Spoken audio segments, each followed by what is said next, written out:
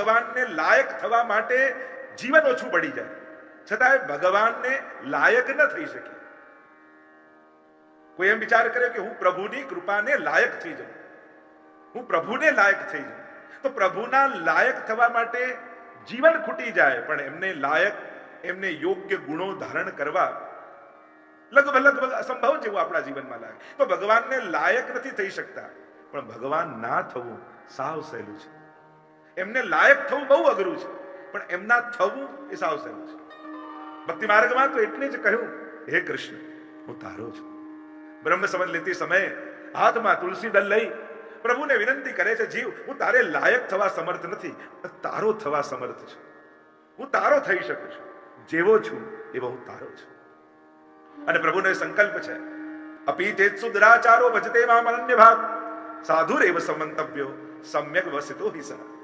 ભલે પાપી હોય છતાંય મને ભજવાનો સંકલ્પ કરે તો એને સાધુ જાણો. કારણ કે જેનો સંકલ્પ ઉત્તમ હોય છે એને સુધરવાની સંભાવનાઓ વધી જાય છે. અને જે સત્કાર્યમાં પ્રવૃત્ત હોવા છતાં જેનું લક્ષ્ય અધમ છે એના હાથમાં બહુ વાર સુધી સત્કાર્યો રહી શકતા નથી, એના જીવનમાં સદગુણો બહુ વાર ટકી શકતા નથી, કારણ એનું લક્ષ્ય નબળું છે. પ્રભુ કહે, જેને મને લક્ષ્ય બનાવી લીધો, જેને મારા થવાનો સંકલ્પ કરી લીધો, એને ક્રોધ, લોભ, ઈર્ષા, દ્વેષ આ બધું છોડવા મહેનત કરવાની જરૂર નથી. આ બધું તો આપમેળે ખરી પડશે. જ્યારે પરમ પ્રેમ પ્રગટી જશે જીવનમાં, ત્યારે સુધારવાના પ્રયાસ ન કરવાના હોય. પ્રભુ એવું પારસમણી છે ને, તમે જેવા છો એવા તમને સ્વીકારે છે. અને પ્રભુનો સ્પર્શ થતા જ ઉત્તમતા સહજમાં સિદ્ધ થઈ જાય છે. તમે 84-252 ની વાર્તા પણ જુઓ તો કોઈ આદર્શ વૈષ્ણવ ના લક્ષણો ન કહી શકાય એવા એ જીવો છે. ક્રોધી છે, લોભી છે, કામી છે, કેટલા પ્રસંગો આવે છે ને વાર્તામાં.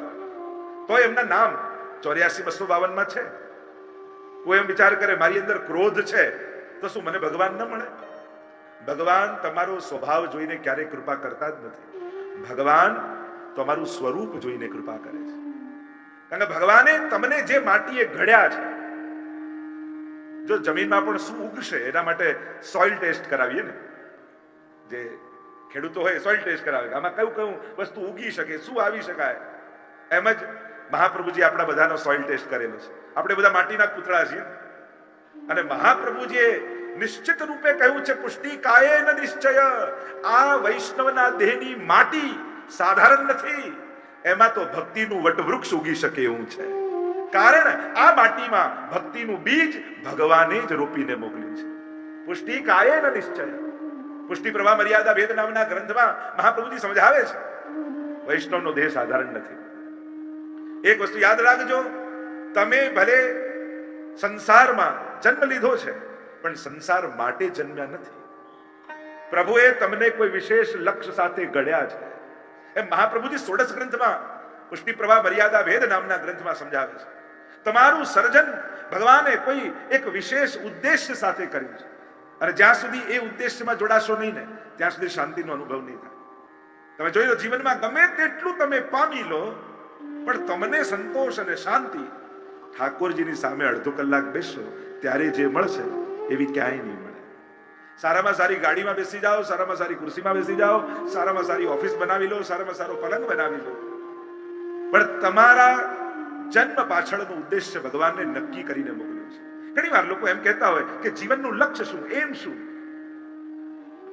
જીવનમાં શોધો, નક્કી કરો. વૈષ્ણવ આપણે બધા એટલા ભાગ્યશાળી છે ને કે આપણે આપણા જીવનનું લક્ષ્ય શોધવાની જરૂર જ નથી, કારણ કે એ તો ઠાકોરજીએ જ નક્કી કરીને આપણને મોકલ્યા છે કે તને મેં ઘડ્યો છે વૈષ્ણવ દેહમાં, તને જે માનવ દેહ આપ્યો છે, તારો લક્ષ્ય નક્કી કરીને તને મોકલ્યો છે. અને તારું પરમ લક્ષ્ય એ પરમાત્માની સેવા છે, પરમાત્માની પ્રાપ્તિ છે. અને જે ક્ષણે પરમાત્માની નિકટતા તમે કેળવો છો અને એ સમયે આનંદ, શાંતિ, ઉત્સવનો અનુભવ તમને જે થાય છે એ બીજા કોઈ સ્થાન પર નહીં થઈ શકે, કારણ કે તમારું આવવાનું લક્ષ્ય જ આ છે. ગઈકાલે ભાગવતની આ દિવ્ય કથાઓનું આપણે દર્શન કરી રહ્યા છીએ. આ ભાગવત તો સ્વયં ભગવાન છે ને, અને શાસ્ત્રોમાં દ્વાદશાંગો હિ પુરુષાઃ, પરમાત્માના 12 અંગ કહ્યા છે, અને શ્રીનાથજી બાબાના પણ 12 અંગ છે, અને ભાગવતના 12 સ્કંદ છે.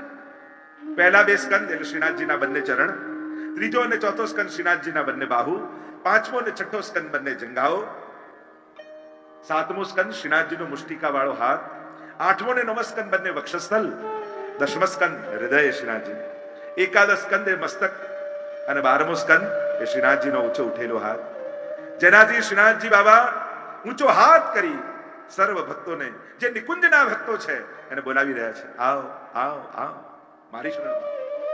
આ 12 સ્કંદ વાળા પરમાત્મા શ્રીમદ ભાગવતમાં બિરાજમાન છે.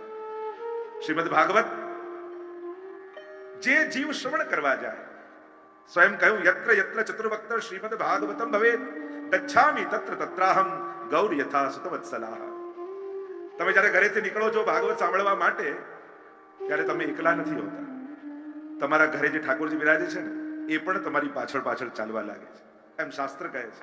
અને અહીંયા જ્યારે બેસો ત્યારે તમારા ખોળામાં આવીને ઠાકોરજી બેસીને કથા સાંભળતા હોય છે. કઈ રીતે પાછળ આવે? ગૌર યથા સુતવત્સલાહ. એક ગાય જેમ પોતાના વાછરડાની પાછળ પાછળ ચાલે ને, એમ ઠાકોરજી તમને વહાલ કરતા કરતા, તમને ચાટતા ચાટતા તમારી પાછળ પાછળ આવે છે. એવી આ દિવ્ય કથા અને ગાથા છે. ભાગવતજીને શિરમોર ગ્રંથ કહેવામાં આવ્યો. સર્વ શાસ્ત્રો શ્રીમદ ભાગવતમાં સમાયેલા છે. ગઈકાલે પ્રથમ સ્કંદમાં આપણે પ્રવેશ કર્યો હતો. આ પ્રથમ સ્કંદ એ અધિકાર લીલા છે. જેનો જેવો અધિકાર એવી એને પ્રાપ્તિ. અધિકાર શબ્દ બહુ જ મહત્વનો છે. અધિકારથી અધિક જીવને મળતું નથી.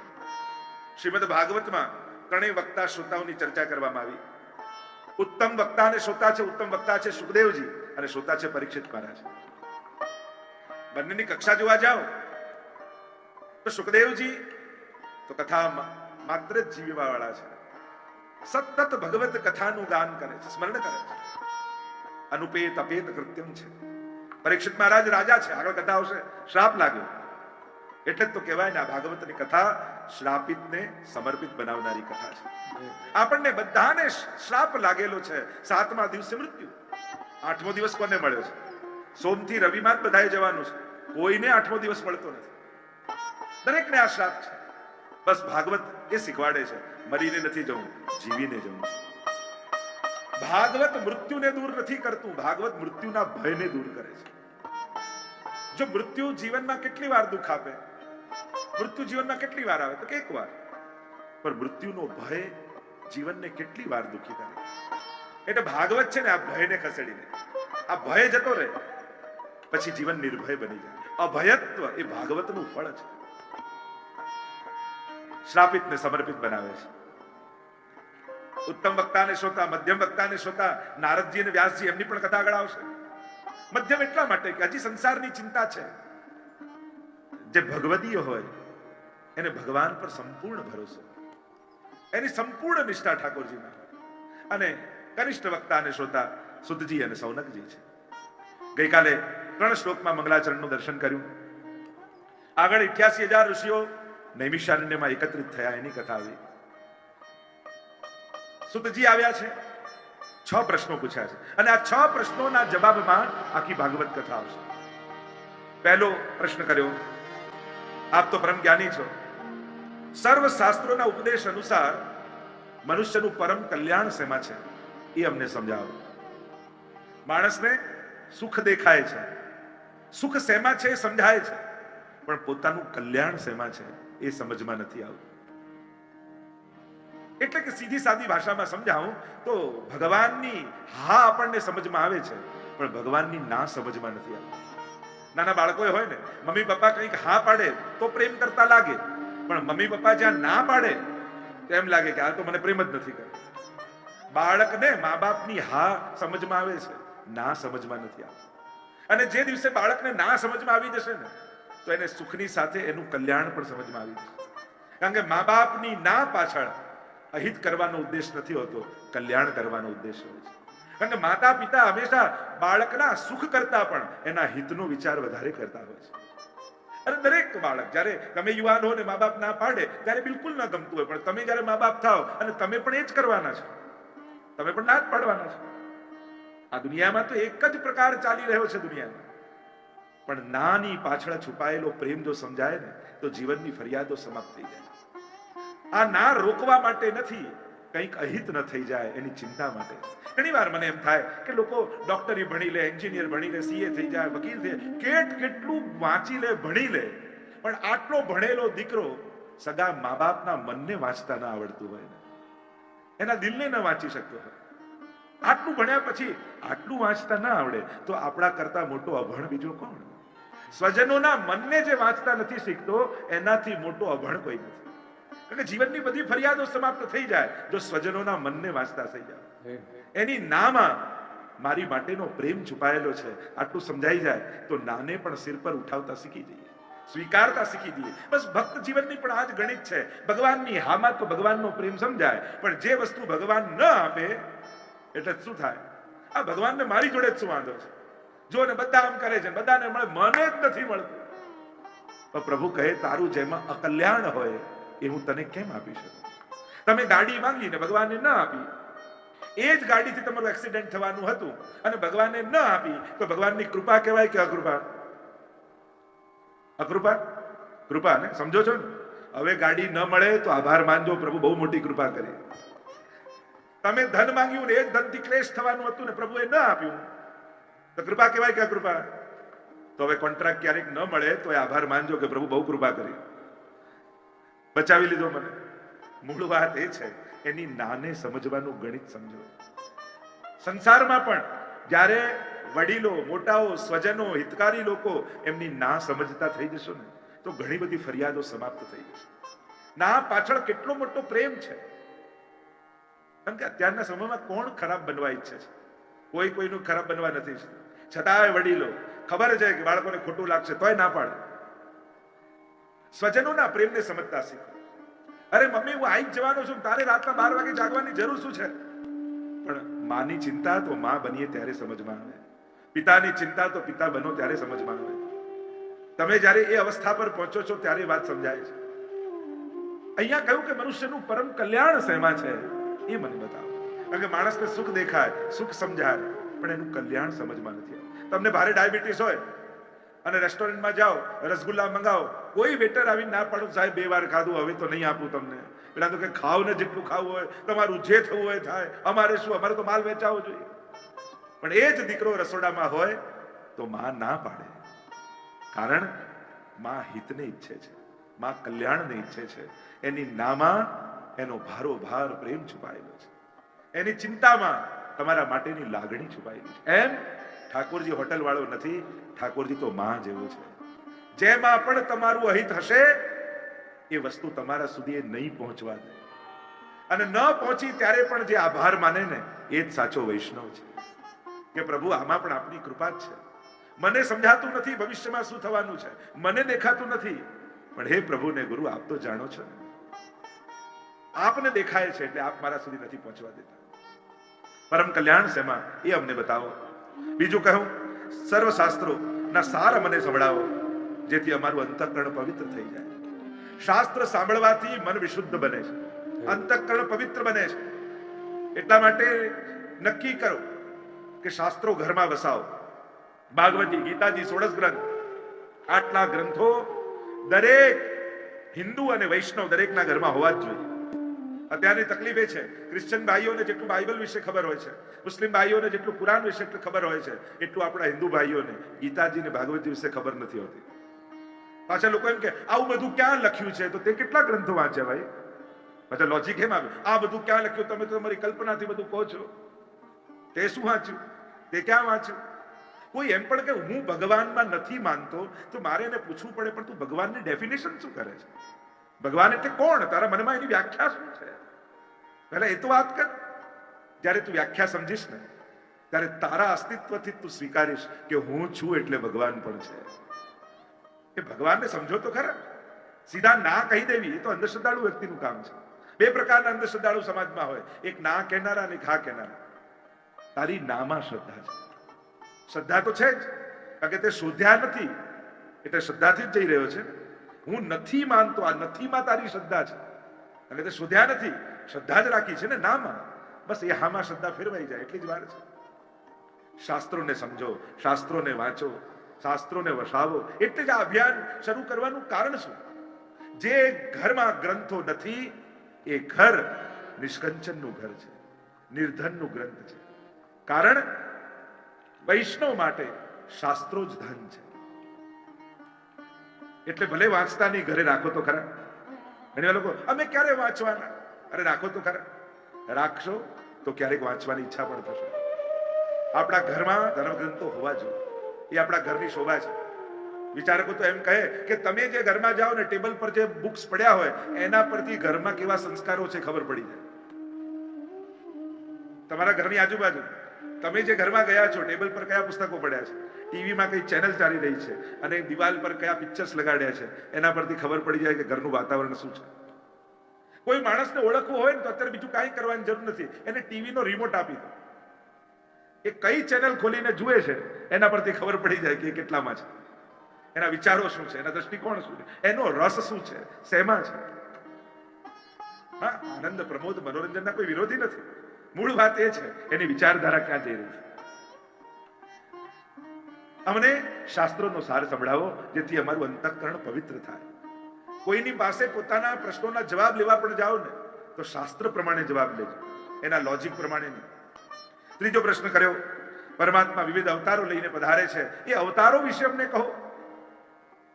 જો આપણે ત્યાં ભગવાન અનેક અવતારો લઈને આવે છે, સંભવામી યુગે યુગે, પ્રત્યેક યુગમાં ત્રણ વસ્તુ આપણે ત્યાં વિશેષ રૂપે માનવામાં આવીને ગીતાજી ને ભાગવતજી સમજાવી છે આ અવતારો વિશે. એક છે દેવતાઓ, બીજા છે અવતારો અને ત્રીજા છે અવતારી પરબ્રહ્મ ભગવાન. આ ત્રણેયની એક અવસ્થા છે, ત્રણેયની એક કક્ષા છે, ત્રણેયનો ભેદ છે, એ પણ સમજવો જોઈએ. ઘણી વાર લોકો એમ કે આ હિન્દુ ધર્મમાં આટલા બધા ભગવાન, કોણે કહ્યું, ક્યાં લખ્યું છે કે આટલા બધા ભગવાન? દરેક શાસ્ત્રોમાં એક જ વાત લખી છે, એકમ સદ વિપ્રા બહુધા વદંત. બ્રહ્મ તો એક જ છે, 33 કોટી દેવતાઓ છે. દેવતા ને ભગવાનમાં ફરક હોય, અને કોટી એટલે કરોડ નહીં, ટાઈપના.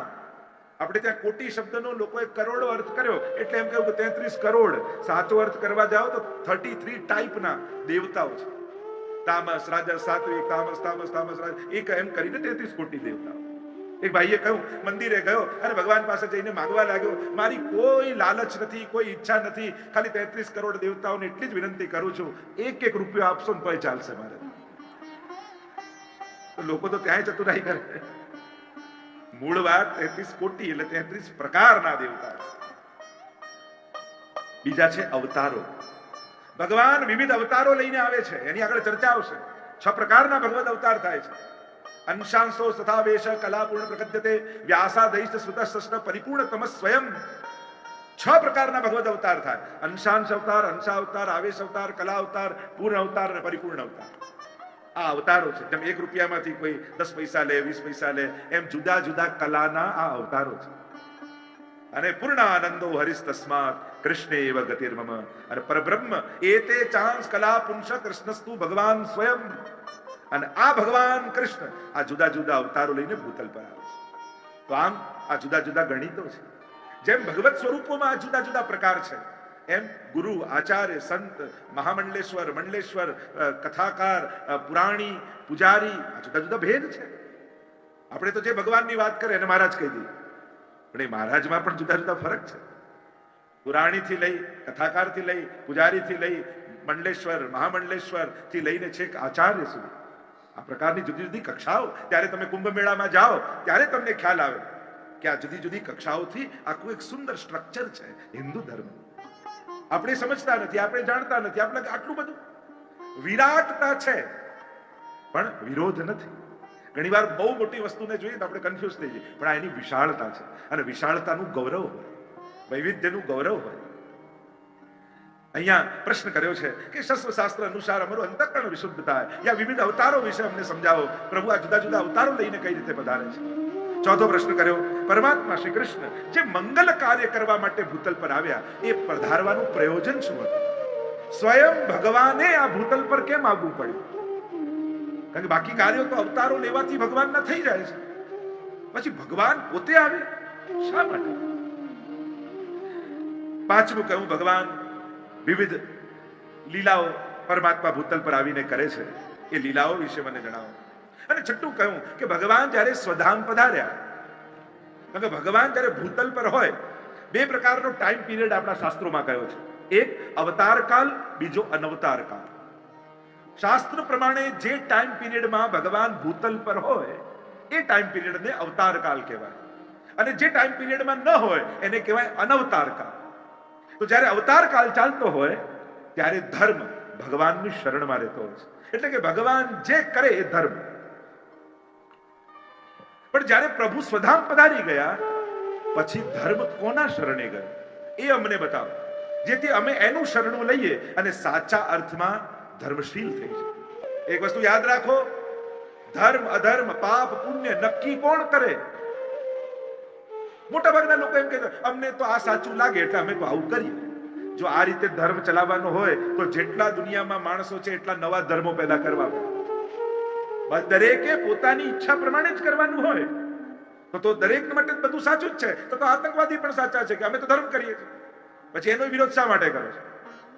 દરેકના મન પ્રમાણે જો જવાનું હોય, મને આ સાચું લાગે, મને આ ધર્મ લાગે એટલે હું તો આ કરું, આ રીતે નક્કી થાય. નક્કી કોણ કરે? તો ભગવદ્ ગીતામાં ભગવાને કહ્યું તસ્માત શાસ્ત્રમ પ્રમાણમ તે કાર્ય કાર્ય વ્યવસ્થિત. શાસ્ત્રો નક્કી કરે. સાચું અને ખોટું પોતાના મનથી નક્કી ન કરતા શાસ્ત્રને જોજો. શાસ્ત્ર આને અસત્ય કહે છે, શાસ્ત્ર આને અધર્મ કહે છે તો એ અધર્મ છે, શાસ્ત્ર આને ધર્મ કહે છે તો એ ધર્મ છે. બાકી લોજિકોના કોઈ અંત નથી. આ બે ત્રણ વાતોએ આપણા સમાજને જે નુકસાન પહોંચાડ્યું છે, અને લોકો આ બધા વાક્યોના જે દુરુપયોગો કરે છે. કયા વાક્યો? અત્યારના સમયના મહાવાક્યો છે. પહેલું વાક્ય તો ભગવાન તો ભાવના ભૂખ્યા, એટલે ભાવથી જે કરો એ ચાલે, અને આ નામે તો આપણે જે તે ચલાવીએ છે, ફાવે એમ જવા દે. ભાવના ભૂખ્યા. ભાવ તને કહી ગયા ભાવના ભૂખ્યા? તમને પર્સનલી કહી જાય ત્યારે માનજો. ત્યાં સુધી તો બધું પ્રભુને પ્રોસેસ પ્રમાણે શાસ્ત્ર પ્રમાણે જોઈએ. અને ભાવના ભૂખ્યા કહીને તો જે ફાવે એમ જવા દે. એટલે સમજવાની જરૂર છે. પ્રભુ શાસ્ત્રની વિધિને માને છે, શાસ્ત્ર પ્રમાણિત ધર્મને માને છે, મનોકલ્પિત નહીં. બીજું વસ્તુ, જે કરો બધા એક જ ઠેકાણે જવાનું છે, જેને કરો. અરે કોણે કહ્યું? જેને બચશો ત્યાં તમારી ગતિ થશે. એવી ઘણી બધી ભ્રમણાઓ આપણા સમાજમાં ચાલે છે, અને ધર્મના નામે આપણે જ આપણી જાતને છેતરી લઈએ છીએ. આ સારા સારા શબ્દોના પ્રયોગ કરી ક્યાંક આપણે જ આપણી જાતને છેતરતા હોઈએ છીએ. કહ્યું ધર્મ કોના શરણે ગયો એ અમને બતાવો તો અમે શરણું નહીં. 6 પ્રશ્નો કર્યા છે. મનુષ્યનું પરમ કલ્યાણ શેમાં છે એનો ઉત્તર આપતા બોલ્યા પ્રભુની નિષ્કામ ભક્તિમાં જ મનુષ્યનું પરમ કલ્યાણ છે. અહેતુકી અને અપ્રતિહતા બે વિશેષણ ભક્તિને આપ્યા. એના દ્વારા જ મનુષ્યનું પરમ કલ્યાણ સંભવે. એક હેતુ વગરનો હેતુ. લક્ષ્ય ભગવાનથી મેળવવાનું ન હોય, ભગવાનને મેળવવાનું હોવું જોઈએ. જ્યારે પણ પ્રભુ પાસે પ્રભુથી મેળવવા જાઓ છો ત્યારે પોતાનું નુકસાન કરીને લાવો છો, ત્યારે સૌથી મોટું નુકસાન થાય છે. એક વસ્તુ યાદ રાખો, હું ઈચ્છું એ મળે એમાં નુકસાન છે, પ્રભુએ મારા માટે જે ઈચ્છ્યું છે એ મળે એમાં જ લાભ છે. વાર્તામાં પેલું કહેતા ને કે એક બેન શોપિંગ કરવા માટે ગયા અને દુકાનમાં ગયા, એટલો બધો માલ ખરીદ્યો. એટલે દુકાનવાળાને થયું કે આ બેનને રાજી રાખું તો કાયમ અહીંયા જ આવે અને ધંધો ચાલે. એટલે એનો દીકરો સાથે હતો, એટલે ચોકલેટનો ડબ્બો ખોલ્યો અને કહ્યું કે લઈ લે, મુઠ્ઠી ભરી લે. પેલો કે ના ના મારે નથી જોઈએ. દુકાનવાળો કે હું તને કહું છું ને ફ્રીમાં છે, લઈ લે. પેલો કે ના ના મને નહીં જોઈએ. પેલો કે હું કહું છું લઈ લે. અને પેલો ના પાડતો, જ્યારે દુકાનવાળાએ મુઠ્ઠો ભર્યો પેલાની ખિસ્સામાં નાખી દીધો. જ્યાં દુકાનની બહાર આવ્યા પેલા બેન કે મારો દીકરો થઈને મફતનું ના પાડે છે, આટલી બુદ્ધિ તને નથી? પેલો ફ્રીમાં આપતો તો લઈ લેવું જોઈએ ને. દીકરાએ કહ્યું તમારો દીકરો છું એટલે જ ના પાડી, કારણ કે જો મેં લીધું હોત તો મારી મુઠ્ઠી જેટલું આવે, ના પાડી તો દુકાનવાળાના મુઠ્ઠા જેટલું આવ્યું. મૂળ વાત એ છે તમારા હાથની મુઠ્ઠી ભરવી છે કે પરમાત્માની મુઠ્ઠીમાં, એ તમારે નક્કી કરવાનું છે. માંગશો તો પોતાના જેટલું મળશે, એ આપશે તો એના જેવું વિચારીને આપશે. હું તો મનોરથ માટે પણ હંમેશા કહું ને કે મનોરથ પણ કરો ને તો પોતાના સામર્થ્યનો વિચાર કરીને ન કરશો કે મારાથી થોડી આવી કથા થાય, મારાથી થોડી આવો મનોરથ થાય, હું થોડી કરી શકું. ના, કરો મનોરથ. જેનો મનોરથ કરો છો ને એના સામર્થ્યનો વિચાર કરીને કરજો. કારણ કે આપણા માટે ઘણી વસ્તુ અશક્ય અને અસંભવ હોય, પણ એને કરાવવું હોય ને તો એને દિવસ અને સંજોગ ફેરવવા એક ક્ષણની પણ વાર થતી નથી.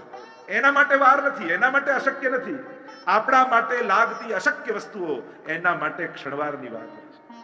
એને કરાવવું છે તો ગમે ત્યાંથી સંજોગો કરી એ આપણા હાથે સત્કર્મો કરાવી લેશે. એટલે જ્યારે પણ મનોરથ કરો ને પોતાના સામે જોઈને નહીં, ઠાકોરજીની સામે જોઈને કરો કે પ્રભુ મનમાં આ મનોરથ છે, મનમાં આ ભાવ છે, અને ચોક્કસ પ્રભુ પૂરા કરે જ છે.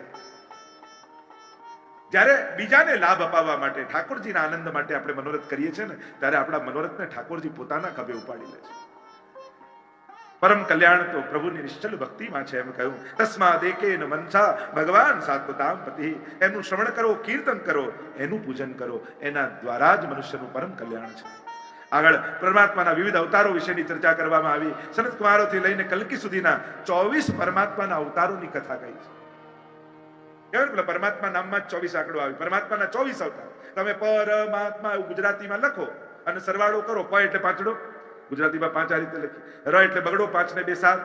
માં એટલે 4.5 લખો તો માં જેવું લાગે, તો 7 ને 4.5 11.5. પરમા તળ ધો લખો તો ગુજરાતીમાં અઠડા જેવું થાય ને, તો 11.5 ને 8 19.5. અને પાછું માં લખો તો બીજા 4.5 એટલે થયા 24 અવતાર પરમાત્મા. વિવિધ પ્રકારના અવતારો લઈને અવતૃ ધાતુ પરથી અવતાર શબ્દ બને. ઉપરથી નીચે આવવું એ અવતાર. જો એક સાધારણ જીવને ભગવાનના ધામમાં જવું હોય તો કેટલું પરિશ્રમ, કેટલું તપ કરવું પડે. અને પરમાત્માને જ્યારે ઉપરથી નીચે આવવું પડતું હશે ત્યારે પ્રભુ પણ કેટલો ત્યાગ કરતા હશે. મેં ઠાકોરજીને ઘરે પધરાવવા માટે કેટલું છોડ્યું એની તો ચર્ચા આપણે કરીએ છીએ, એની તો ગણતરી કરાવીએ છીએ કે પ્રભુને પધરાવવા મેં કેટલું છોડ્યું, પણ મારા ઘરે ઠાકોરજીને આવવા માટે ઠાકોરજીએ કેટલું બધું છોડ્યું. અરે પોતાનું વૈકુંઠ છોડીને ભગવાન મારા ઘરે પધાર્યા. પોતાનો ભોગ, પોતાનો શૃંગાર, પોતાનું સિંહાસન આપણા ત્યાગ કરતા આપણા ઘરે પધારવા માટે ઠાકોરજીએ કેટલો મોટો ત્યાગ કર્યો એનો તો આપણે વિચાર નથી કરતા. એને ત્યાં શું કમી હતી? શું એના જેવો ભોગ ધરી શકો છો? એના જેવા શૃંગાર ધરી શકો છો? એના જેવું સિંહાસન લાવી શકો છો વૈકુંઠ જેવું? ના. તો એ કેમ આવ્યો ઘરે? કારણ કે ત્યાં તમે નહોતા અને એને તમારા હાથની સેવા લેવી હતી, એટલે બધું જ છોડી તમારા માટે એ તમારા ઘરે આવી. વિચાર કરો, ઠાકોરજીને તમારી વ્યવસ્થા જોડે પ્રેમ નથી, એમને તમારી જોડે પ્રેમ છે. અને આપણે વ્યવસ્થાના નામે આ નથી એટલે ઠાકોરજી નહીં, આ નથી એટલે ઠાકોરજી નહીં, આ નથી એટલે ઠાકોરજી. મેં ક્યારે કહ્યું કે આ બધું જોઈએ? ક્યારે પ્રભુએ વૈકુંઠથી કોઈના ઘરે ઈમેલ, SMS કે વોટ્સઅપ મોકલાવ્યો કે આ બધું ભેગું કર પછી તારા ઘરે આવું? ક્યારે? એ તો તૈયાર જ છે. આપણે વ્યવસ્થા બતાવી. ઠાકોરજી કહે ના, મને તો તારી જરૂર છે. જો માણસ વસ્તુ મેળવવા માટે પ્રભુ પાસે જાય અને પ્રભુને પોતાનો પ્રેમ આપે, ભાવ આપે, ભક્તિ આપે કે હું આપને ભક્તિ આપું છું, પ્રેમ આપું છું કારણ મને વસ્તુ મળે. અને ઠાકોરજી, હું તને વસ્તુ આપું છું કારણ કે મને તારો પ્રેમ મળે એટલા માટે. બસ આપણા ને પરમાત્માના પ્રેમમાં ફરક એટલો છે. આપણે પ્રેમ વસ્તુ માટે કરીએ છીએ, પ્રભુ વસ્તુ પ્રેમ માટે આપે છે કે હું તને શું આપું જેથી તારો ભાવ મારામાં લાગી જાય, તારી કઈ એવી મનોકામના હું પૂરી કરી આપું જેથી તારી લગની મારામાં લાગી જાય. પ્રભુને તમારી વસ્તુ નહીં, તમારો ભાવ જોઈએ છે. અને આપણે ભાવ પણ આપીએ છીએ કારણ કે પ્રભુ પાસે વસ્તુ જોઈએ છે. અહીંયા કહ્યું પરમાત્મા વિવિધ અવતારો લઈને ભૂતલ પર આવે છે. અનેક અવતારો ધારણ કરીને ઠાકોરજી આવ્યા. અને એમાં પણ એ જ પ્રભુ પોતે વસ્તુતઃ કૃષ્ણ એવ જ્યારે મહાપ્રભુજી રૂપે પધાર્યા ત્યારે તો આપણને સૌને સનાથ કરી દીધા ઠાકોરજી.